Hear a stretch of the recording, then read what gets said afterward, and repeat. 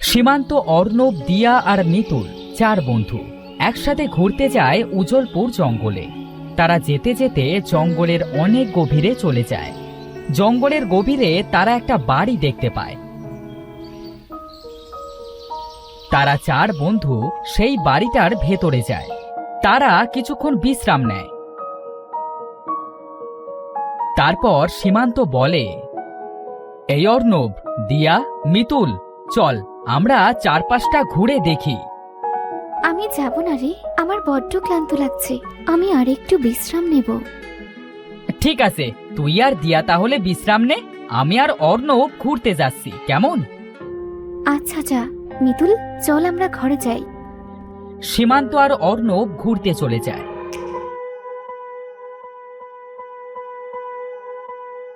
মিতুল আর দিয়া ঘরে এসে ঘুমিয়ে পড়ে।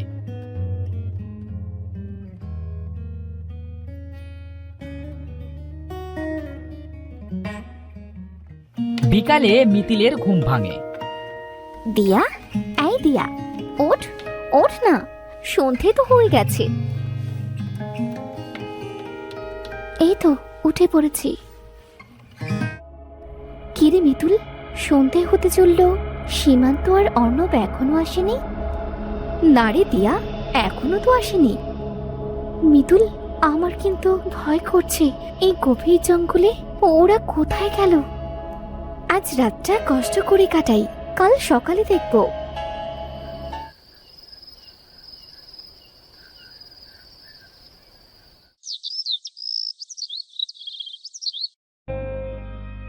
মিতুল, মিতুল, মিতুল ওঠ, সকাল হয়ে গেছে। সীমান্ত আর অর্ণবকে খুঁজতে যেতে হবে।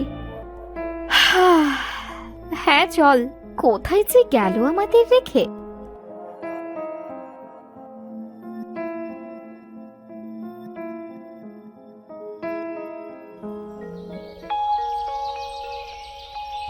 আমরা এক কাজ করি, যে রাস্তা দিয়ে এসেছিলাম এই রাস্তা দিয়েই গিয়ে দেখি অর্ণবদের পাই কিনা।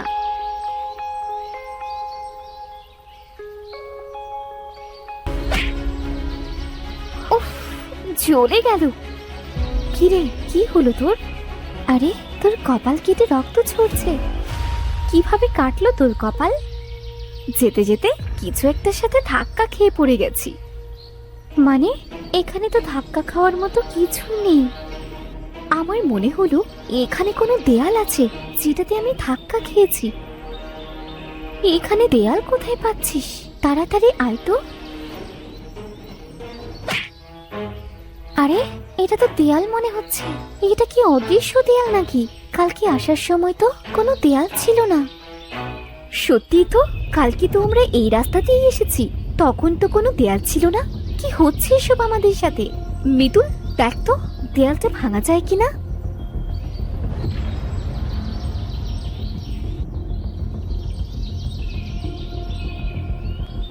অনেক চেষ্টা তো করলাম, এখন ক্লান্ত হয়ে গেছি। চল আমরা ফিরে যাই।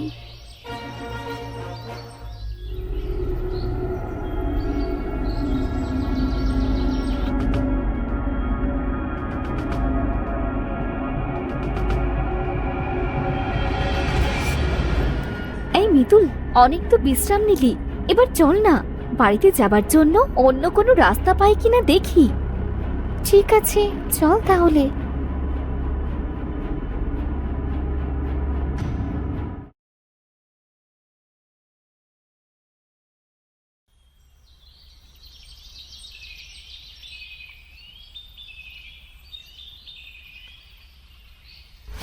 মিতুল, এই দেখ একটা রাস্তা, চল এই রাস্তা দিয়ে বাড়িতে যাওয়া যায় কিনা দেখি।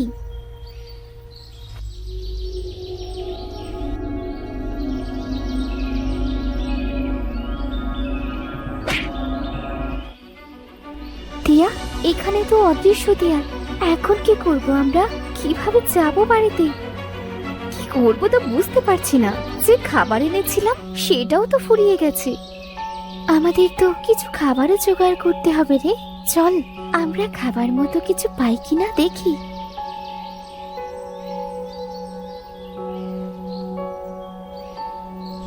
মিতুল, ওই দেখ দেখ, গরুটা আমাদের দিকেই আসছে। চল, ওটাকে আমাদের সাথে নিয়ে যাই।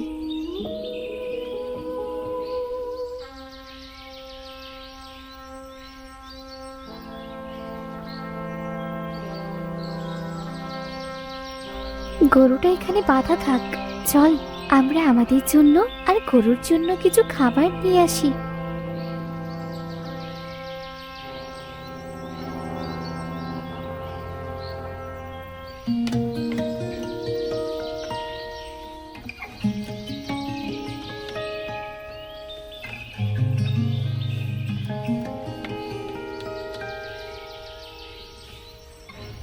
ধন্যবাদ দিয়া মিতুল, আমাকে খাবার দেওয়ার জন্য। তোমরা আমার কাছ থেকে দুধ নিতে পারো। তুমি তো একটা গরু, তুমি কিভাবে কথা বলছো? এটা এক রহস্যময় দুনিয়া। এখানে সব পশু পাখিরা কথা বলতে পারে। কিছুদিন থাকো, তোমরা সব বুঝতে পারবে।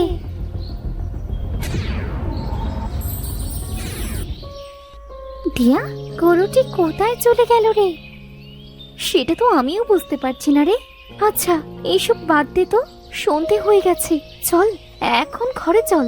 আমরা কালকে আবার বাড়িতে যাওয়ার জন্য অন্য রাস্তা খুঁজবো।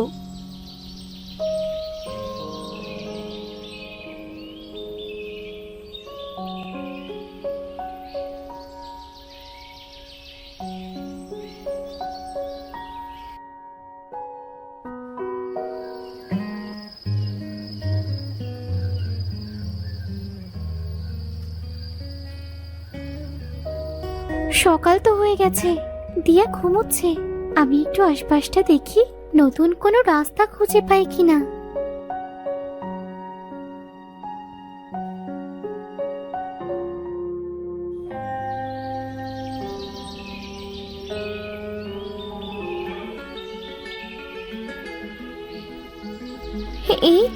এই তো নতুন রাস্তা। দিয়াকে ডেকে আনি।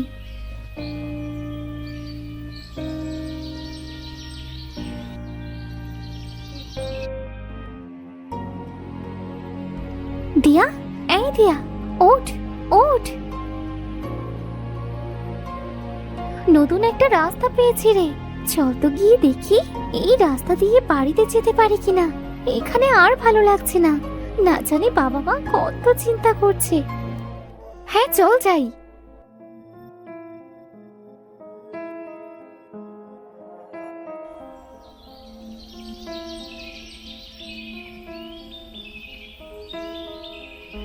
তারা দুজন পথ খুঁজতে খুঁজতে একটা বাড়ি দেখতে পায়। বাইরের বারান্দায় একজন মহিলা বসে। তার কিছুটা দূরে একটা কলে একজন পুরুষ পানি খাচ্ছে, আর কল দিয়ে অটোমেটিক পানি ঝরছে। দিয়া, ওই দেখ একটা বাড়ি, ওখানে লোকজনও দেখছি। ওদের থেকে জিজ্ঞাসা করি চল, জঙ্গল পেরোনোর মতো আর কোনো রাস্তা আছে কিনা। হ্যাঁ হ্যাঁ, চল। এই মিতুল, এখানেও তো অদৃশ্য দেয়াল আছে, আমরা তো যেতে পারছি না। তাহলে এখন কি করব? ডাক দিয়ে দেখি তো, শুনতে পাই কিনা। এই যে শুনছেন? কথা বলুন। শুনতে পাচ্ছেন? শুনতে পাচ্ছেন আমাদের কথা? কিন্তু ওরা তো আমাদের কথা শুনতে পাচ্ছে না। দিয়া, একটা জিনিস খেয়াল করেছিস? কি? দেখ, ওরা কিন্তু নড়ছে না। মহিলাটা সেই বারান্দায় বসে আছে, আর পুরুষটা কলের কাছে দাঁড়িয়ে আছে। কল দিয়ে অটোমেটিক পানি ঝরছে, কেউ তো নড়ছে না। আমার মনে হচ্ছে ওরা হয়তো মারা গেছে। কি রহস্যময় দুনিয়া এটা, কিছুই তো বুঝতে পারছি না। সব কিছুতেই রহস্যময় লাগছে। আচ্ছা চল, আমরা ফিরে যাই।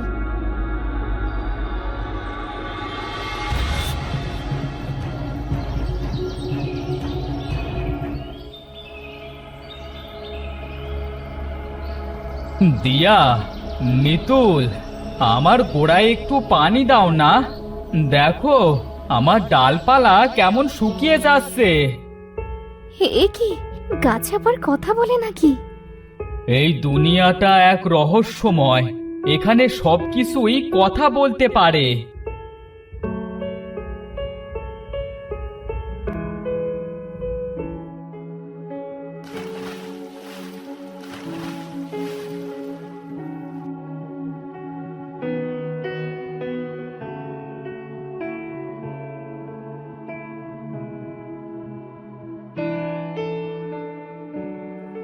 ধন্যবাদ তোমাদের।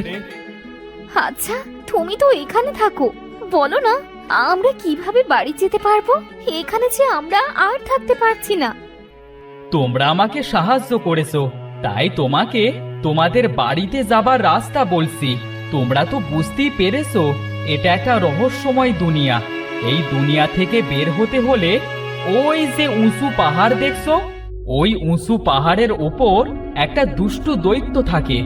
ওখানে দৈত্যের একটা জাদুর বাড়ি আছে। ওটা ভেঙে ফেলতে পারলে তোমরা তোমাদের দুনিয়ায় ফেরত যেতে পারবে। কিভাবে উঠবো আমরা উঁচু পাহাড়ে?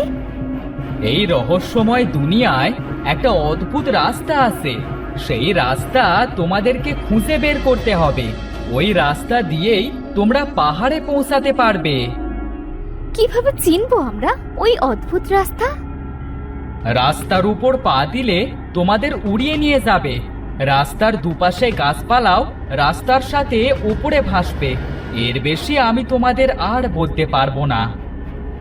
ধন্যবাদ তোমাকে গাছ। চল দিয়া, সময় নষ্ট না করে আমরা এখনই অদ্ভুত রাস্তাটা খুঁজে বের করি।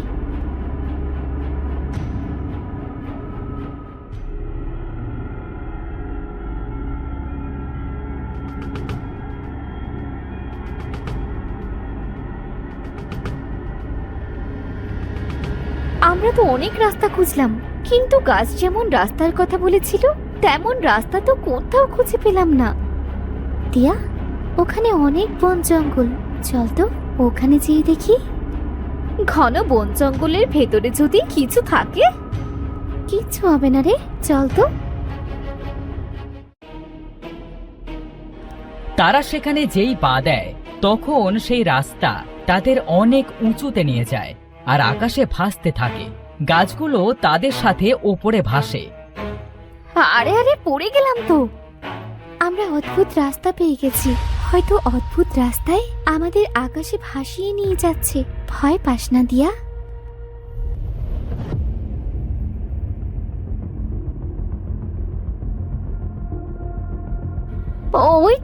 ওই তো সেই ঘর। চল আমরা ঘরটাকে ভেঙে ফেলি।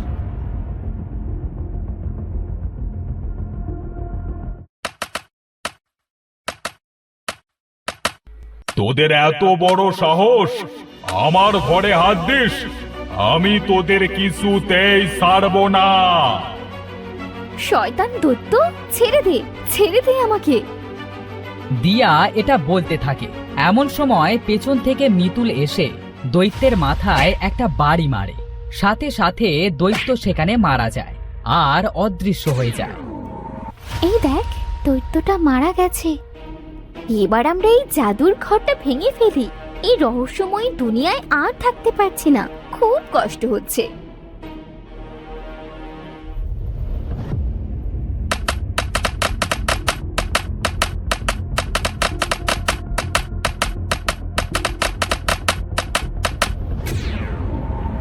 এই মিতুল, দেখ আমাদের দুনিয়ায় চলে এসেছি।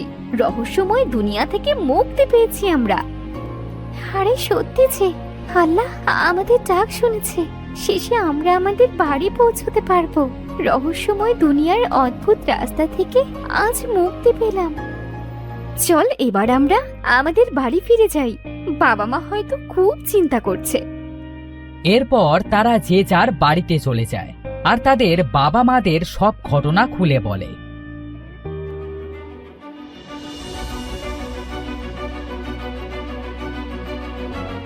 সব শুনে তাদের বাবা মা অনেক কান্না করে।